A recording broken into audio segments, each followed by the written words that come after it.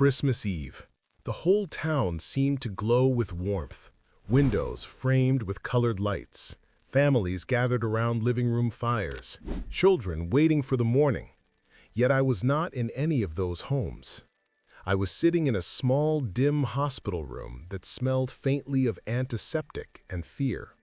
The only light came from a tree someone had placed in the hallway, its ornaments reflecting in the polished floor. A strange contrast to the sound of machines measuring the slow decline of life. In the next room, my father-in-law sat slumped in front of a television. Dementia had taken his memories long ago, leaving only a man whose eyes stared blankly at flickering images he could no longer follow. He didn't know where he was. He didn't know his wife was slipping away. The hum of the television carried into our room, a cruel reminder that life went on in its indifferent way. And then there was me, alone. My wife, Lucille's daughter, and her brother had chosen a different setting for this night. A party. Laughter, champagne, bright clothes, the kind of merriment that looks good in photographs but rings hollow when your mother is dying.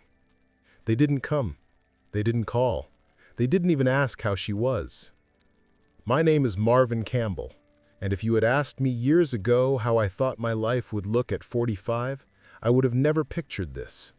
A husband who felt invisible, a son-in-law who never belonged, a man watching over the only person in that family who had ever truly seen me. Lucille was not just my mother-in-law. She was a woman who, in her quiet way, showed me more kindness than anyone else in her bloodline ever had. When my wife criticized me for not earning enough, it was Lucille who defended me. When her son borrowed money he never intended to pay back, it was Lucille who still found compassion in her heart. But now her breath came in shallow pulls, her chest rising with effort, her eyes closed most of the time. For hours I sat beside her, holding her hand, whispering words I wasn't sure she could hear. Stories about the first snow of the season, about the bakery on Main Street that still made her favorite cinnamon rolls. I told her she wasn't alone, that even if her own children weren't there, I was. I would not abandon her. Nurses passed in and out, their shoes quiet on the linoleum floor. One offered me coffee. Another asked if I wanted a blanket. I refused both. Leaving for even a moment felt like betrayal. I had promised myself I would stay until the very end. Then, it happened. Her frail fingers tightened suddenly around mine with a strength that startled me. Her eyes opened, clearer than they had been in days, and locked onto mine. Her lips trembled, moving slowly, each word carved from her remaining breath. 4, 12, 7, she whispered.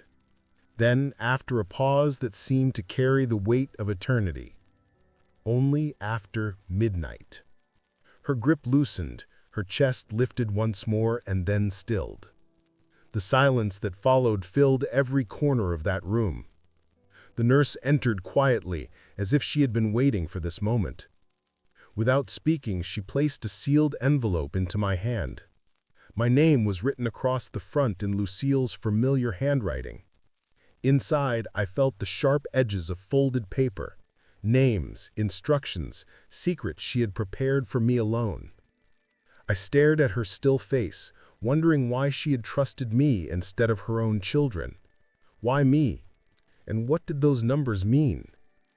Then, as the bells outside began to ring midnight, Christmas Day, my phone started buzzing in my pocket. The envelope sat heavy in my coat pocket as I walked out of the hospital into the freezing night. Snow had started to fall, dusting the cars and the empty sidewalks. The streets were silent, except for the occasional chime of bells announcing Christmas. Most people were tucked away in warm homes, opening gifts, singing carols. I felt like I was walking through another world, one stripped of joy. When I reached my truck, I tore the envelope open with shaking hands. Inside was a single folded sheet of paper. Lucille's handwriting was neat, every letter drawn carefully as if she knew this would be the last thing she would ever write. St. Matthew's Church, storage room, safe, 4/12/7, only after midnight. I read the words 3 times before it sunk in. My wife's family had always treated me like an outsider, but Lucille had chosen me, to carry her final secret. And now that she was gone, I couldn't shake the feeling that whatever she left behind wasn't meant to protect me, but to confront them. The church was only a few blocks away. I drove slowly, the snow crunching beneath the tires, headlights catching flakes in the dark like falling stars. St. Matthew's stood tall and silent, its stained glass windows glowing faintly from the street lamps. I had never noticed how lonely a church could look at night. The storage room was in the basement, where the air smelt of wood polish and candle wax. I found the safe tucked behind boxes of hymnals and old decorations. My hands trembled as I spun the dial. 4/12/7. With a final click, the door opened. Inside was no treasure chest, no gold, no jewels, just folders, thick and worn, stacked carefully one on top of the other. I pulled the first one free, and as I flipped it open, my chest tightened. Receipts, loan agreements, IOUs scribbled in familiar handwriting. My brother-in-law's name appeared again and again. Thousands of dollars borrowed, never repaid. I opened another folder, medical bills, some signed by my wife herself, charging her mother's account for things that had nothing to do with doctors, spa visits, luxury stores, weekend trips.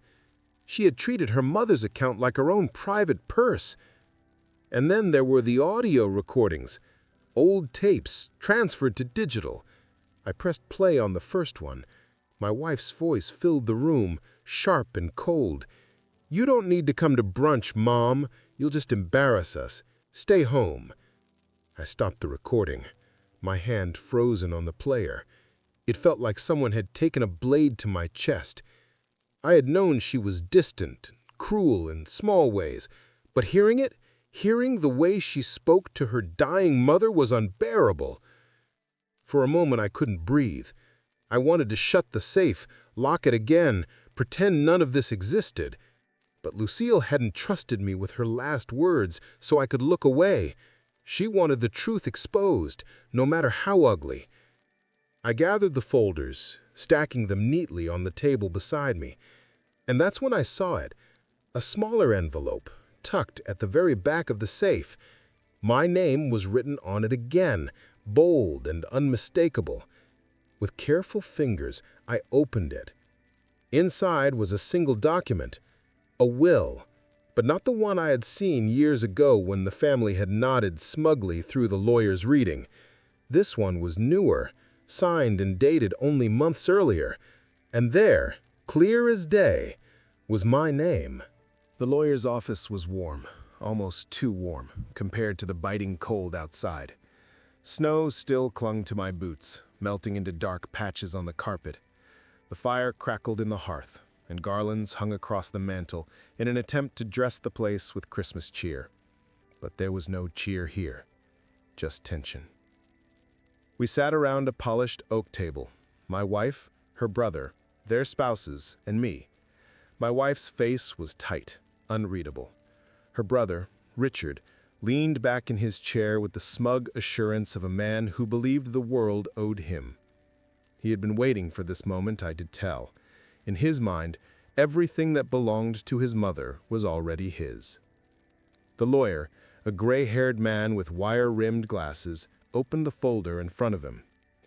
"This is the most recent will and testament of Lucille Margaret Hale." His voice was calm, steady, but I noticed the faint crease of discomfort at his brow. He knew what was about to happen. Richard smirked, folding his arms across his chest.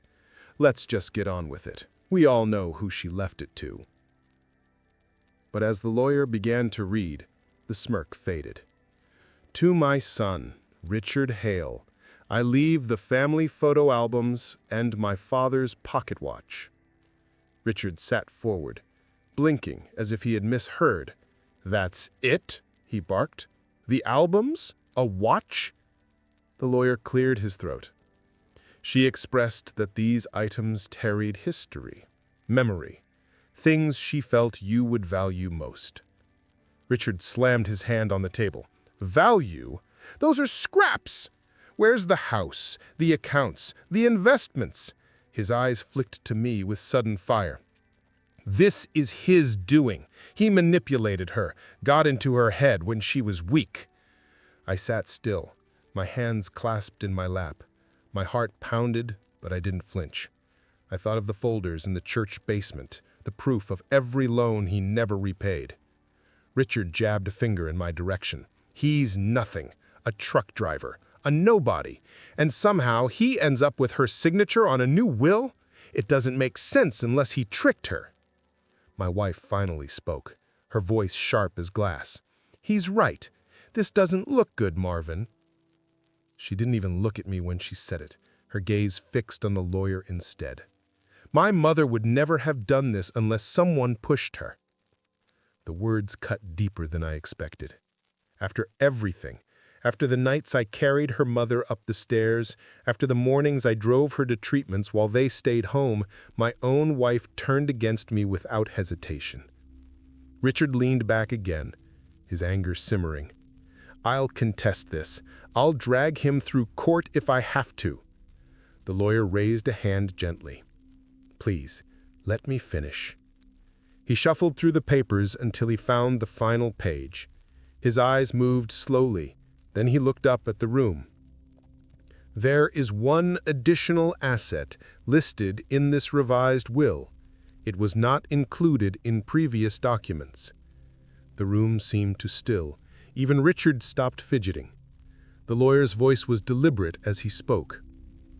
A property, a small country house, deeded solely in Lucille's name. It was her wish that this property pass not to her children, but to her son-in-law, Marvin Campbell. For a long moment, silence hung heavy in the room. I could feel every eye fixed on me, a mix of disbelief, fury, and betrayal. My wife's lips parted, but no sound came out. Richard's face turned red, his fists clenching on the table. A house. A place no one had ever mentioned before. A secret that Lucille had hidden until the very end. And it was mine. The drive out to the countryside felt longer than it was. Snow covered the road, my headlights cutting through the darkness as mile after mile of empty land stretched before me. I had the deed now, proof that the property existed, but part of me wondered if I should even go. What if Richard followed me? What if my wife already knew about it and was waiting to strike? Still, I kept driving. Whatever my mother-in-law had hidden, she meant for me to find it. When I finally turned down the narrow lane, I saw it. A small wooden house tucked among bare trees, its roof sagging slightly under the weight of fresh snow. There were no tire tracks in the driveway, no sign that anyone had been here for a long time. The place looked abandoned, but as I stepped out of the truck, I felt something different in the air. It wasn't desolation, it was memory. I fumbled with the keys the lawyer had given me, the cold biting my fingers until the lock finally turned. The door creaked open and I stepped inside. The air smelled faintly of cedar and dust. The living room was simple. An old armchair near the fireplace, shelves lined with books, a rug worn thin in the middle. But what caught my eye were the boxes stacked neatly against the wall, each labeled in Lucille's handwriting. I opened the first box and found journals, dozens of them, filled cover to cover. Her handwriting danced across the pages, stories of her childhood, recipes, thoughts about her children, and dreams she never shared. I picked one at random and read aloud. If only I had a place where people could come and feel seen, where no one would be turned away. My throat tightened. She had wanted this house to be more than a retreat. She had dreamed of making it a sanctuary. The second box was filled with letters, some addressed to me, though never sent. In one she wrote, "Marvin, you remind me of my own father. Quiet, steady, willing to carry burdens others ignore. I fear you will be left alone, and that is why I trust you with this." I sat back on the floor holding the paper as if it might shatter in my hands. For years I had felt like nothing but an intruder in this family. But here, in her private words, I was the one she had chosen. I opened another box and found sketches, hand-drawn plans of the house transformed, a reading room, a small kitchen for community meals, notes about gardens where children could play. She had wanted this place to live, to breathe, to welcome. As I stood in the middle of that cold little house, I could almost hear her voice. This wasn't just property. This was her vision, her legacy. On the mantel above the fireplace, I found a small envelope with my name written across it. My pulse quickened as I tore it open. Inside was a single sheet of paper with one short message, written in her steady hand. "Now it is yours.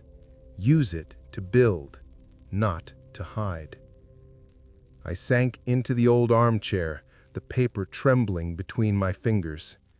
For the first time in years, I didn't feel invisible. I felt the weight of responsibility, yes, but also the beginning of something larger than myself. And in that moment, I realized the battle with Richard and my wife wasn't just about inheritance anymore. It was about whether I had the courage to honor her last wish. By the time the lawsuit arrived, I wasn't surprised. Richard had promised he would drag me through the courts, and my wife, soon to be my ex-wife, stood right beside him. The papers accused me of everything: manipulation, coercion, financial exploitation. They painted me as a vulture who had circled a dying woman until she finally gave in. The worst part wasn't Richard's rage. I expected that. It was my wife's signature at the bottom of every accusation. Seeing her name there, underlining every lie, was the final blow. The courtroom smelled of old wood and dust, the kind of place where reputations either endured or died. Richard strutted in like a man walking to collect his prize. My wife walked behind him, her chin high, eyes forward, as if I wasn't even there. When the judge called us to order, their attorney wasted no time. "Your Honor," he began, "this is a case of manipulation. A man with no means, no blood ties, insinuating himself into a vulnerable woman's life until he gained control of her estate. Her own children, the rightful heirs, were cast aside. We demand justice." Every word was a blade. I sat there in silence, my hands clenched, feeling smaller with each accusation. I wanted to shout, to defend myself, but my lawyer, Mr. Abrams, leaned close and whispered, "Wait, let them burn themselves first." Richard took the stand, his face a mask of anger. She was confused at the end. She didn't know what she was signing. Marvin pressured her. He wanted what was ours. Then my wife spoke. Her voice was steady, but cold. "My mother trusted easily. Marvin took advantage of that. He was always hanging around, acting like the perfect son-in-law, but it was all for this." She gestured to the stack of documents in front of the judge. "The house, the will, it's all the proof you need." I felt the air leave my lungs. The woman I had once loved, the woman I had built a life with, now stood before strangers and called me an opportunist. There was no marriage left to save. I knew it in that moment. Mr. Abrams stood slowly, buttoning his jacket. "Your Honor, if I may." He walked to the bench with calm precision, laying a series of folders down. "These are records kept by Lucille herself. Receipts, loan agreements, bank statements, every cent Richard borrowed and never repaid. Every luxury item her daughter charged to her account. And here," he lifted a small recorder, "are her own words." The judge nodded.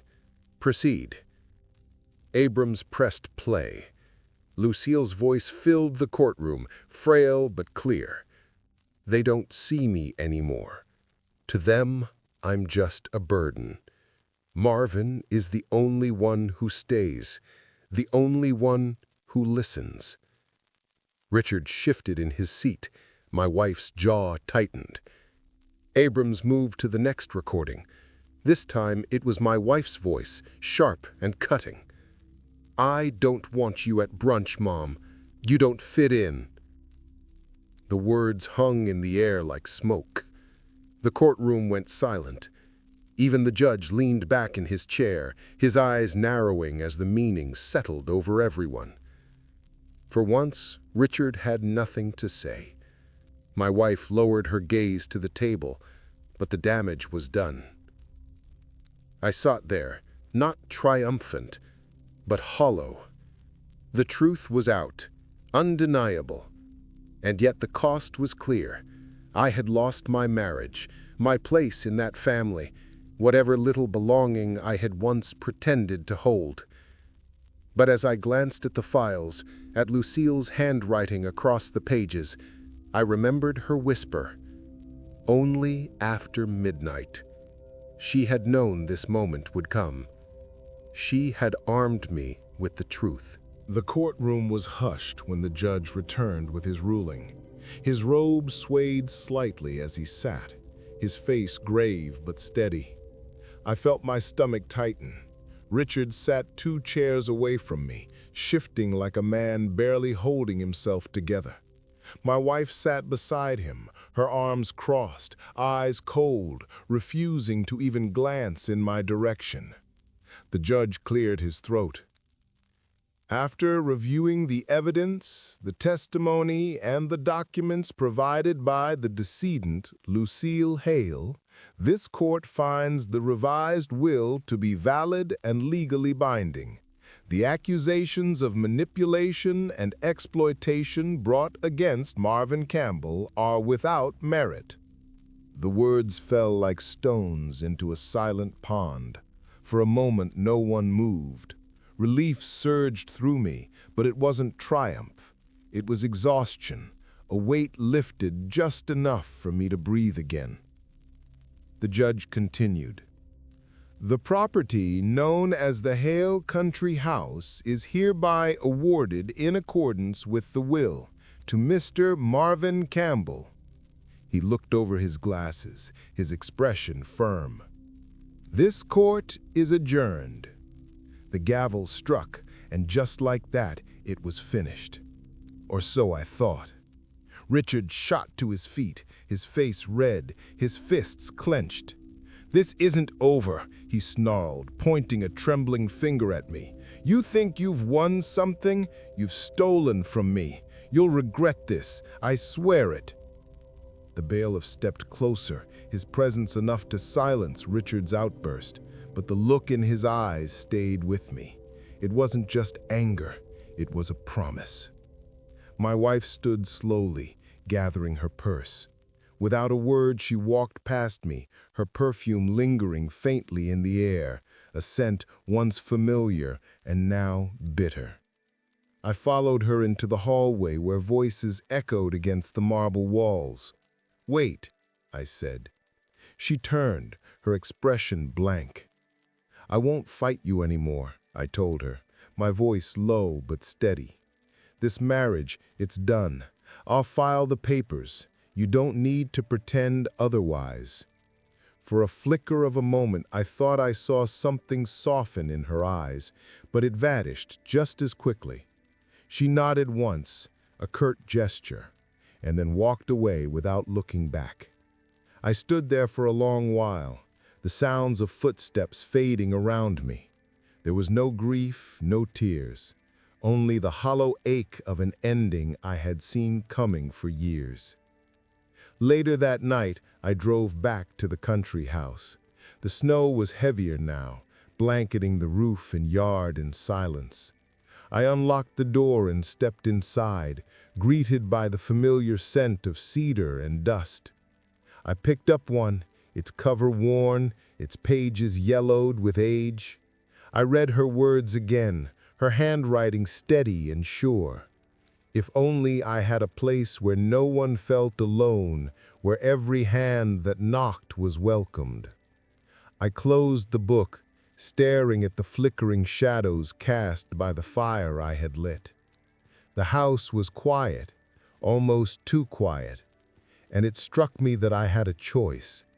I could stay here, alone, hiding from the world, letting the bitterness of Richard's threats and my wife's betrayal harden around me like ice. Or I could open the doors, turn this forgotten house into what Lucille had dreamed of, let her vision outlive her. I sat in the silence, the journal heavy in my hands, knowing the answer would shape not just my future, but hers as well. The house didn't feel like mine the first weeks I spent there. It felt like a place borrowed from memory, a quiet shrine to a woman who had seen what others refused to. Every night, I sat at her old kitchen table, journals stacked like towers, wondering what she had expected of me. But one entry stayed with me. A house is wasted if its doors stay closed. A hand extended is worth more than a locked drawer. I couldn't ignore that line. It was as if Lucille had written it for me, daring me to decide what to do with the gift she'd left behind. So one morning, I walked into town and bought a hand-painted sign from a local shop. On it, I wrote in simple black letters, "Coffee, warmth, conversation, all welcome." I nailed it to the fence out front, half expecting no one to notice, but they did. The first visitor was Walt, an old mechanic I'd seen around the hardware store. He showed up with a dented toolbox and a broken lamp. "Figured I'd see if this place lives up to the sign," he said with a crooked smile. We sat at the kitchen table, tinkering with wires, sipping weak coffee. By the time he left, the lamp worked again, and so did something in me. A few days later, Mabel arrived, carrying a tray of cookies and a story about how she'd spent 30 years serving lunch in the local school cafeteria. She missed the noise, she told me, the clatter of trays and the sound of kids asking for seconds. Now she lived alone, the silence pressing in. She stayed for hours, drinking coffee and laughing at her own memories. Word spread faster than I expected. Soon, every weekend, a few more people trickled in. Retired carpenters, widows with sewing baskets, even a teenager with a busted guitar looking for someone to restring it. What started as chance visits turned into small gatherings. We fixed chairs, sharpened knives, mended torn jackets. It wasn't about the repairs. It was about being seen, about having someone to sit with while the snow fell outside. I found myself rearranging the rooms. The front parlor became a reading nook with Lucille's books stacked high. The dining room turned into a makeshift workshop, the tables scarred with scratches and paint stains that no one complained about. The kitchen stayed the heart of it all, filled with the smell of coffee and bread rolls from the bakery down the street. And every time someone new crossed the threshold, I felt Lucille's presence. She had wanted this, though she hadn't lived to see it. Her journals weren't just private reflections, they were blueprints for what this house could become. One evening, as the snowstorm howled outside, the house was crowded with voices. Walt was teaching a young man how to fix a loose hinge. Mabel was humming while knitting beside the fire. The air was alive, warm, buzzing with life. I leaned back in my chair, looking around, and for the first time in years, I didn't feel like a man on the outside. When the last guests left and the quiet settled in again, I sat by the window, watching the snow blanket the yard. That's when I heard the chime of my laptop, an email notification. I opened it, expecting bills or some automated reminder. Instead, the subject line froze me in place. "We need to talk. Richard." My chest tightened. Richard. The same man who had sworn vengeance in the courtroom. The brother who had called me a thief. The message was short, almost hesitant. "I've been thinking. Can we meet? Just us? I'll come to the house if you let me." The cursor blinked at the end of his words, and I stared at the screen, hearing the storm outside and the echo of Lucille's voice in my memory. "Build. Don't hide." But I couldn't tell if meeting him would build anything or destroy everything I'd just begun. Snow drifted heavy across the fields that December, the kind that muffled the world and made every step feel softer, almost holy. The little country house didn't look like the same place I had walked into a year earlier, carrying journals and doubts heavier than the key my mother-in-law had pressed into my hand. Now, lights glowed in every window, laughter spilled out through the cracks, and the smell of coffee and cinnamon rolls drifted into the night. It was Christmas Eve again. The same bells that had once marked her last breath now rang with a different weight. Inside, the house was alive. Walt was already at the workbench, showing a teenager how to sand down a crooked chair leg. Mabel bustled around the kitchen, her knit scarf trailing behind her as she poured cocoa into mismatched mugs. Jean, as steady as always, had set up by the window, tuning the guitars someone had left last week. The house hummed like a choir, every voice different but somehow belonging together. I walked from room to room, shaking hands, clapping shoulders, listening to stories about winters past, about grandkids, and about gardens that would bloom again come spring. No one was a stranger anymore. They called the place Lucille's Workshop, the name painted now on a wooden sign over the front porch. I hadn't asked for it, but it felt right. Around dusk, I stepped outside to catch my breath, snow catching in my hair. That's when I saw a familiar figure at the edge of the yard. Richard. He hadn't called, hadn't written since the night he'd sent that uncertain email. He stood there, in the snow, shoulders hunched, holding something wrapped in brown paper. For a moment, neither of us spoke. Then he walked up slowly, eyes avoiding mine. He handed me the package. Inside was an old carpenter's plane, the kind Lucille used when fixing picture frames decades ago, and tucked under it, a cashier's check. Not the full debt, maybe never could be, but something. His voice cracked when he said, "It's not much, but it's a start." I didn't answer with words, just nodded, placed the tool on the porch railing, and motioned him inside. He hesitated, then followed. That night, Richard didn't make speeches or excuses. He fixed a loose table leg with Walt, ate one of Mabel's cookies, and sat quietly by the fire. For once, silence didn't feel like distance. It felt like effort, a step. Later, when most folks had left and the fire was low, I found myself alone at the kitchen table. In my pocket, I carried the small brass key that had begun it all, the one I still kept on Lucille's old ring.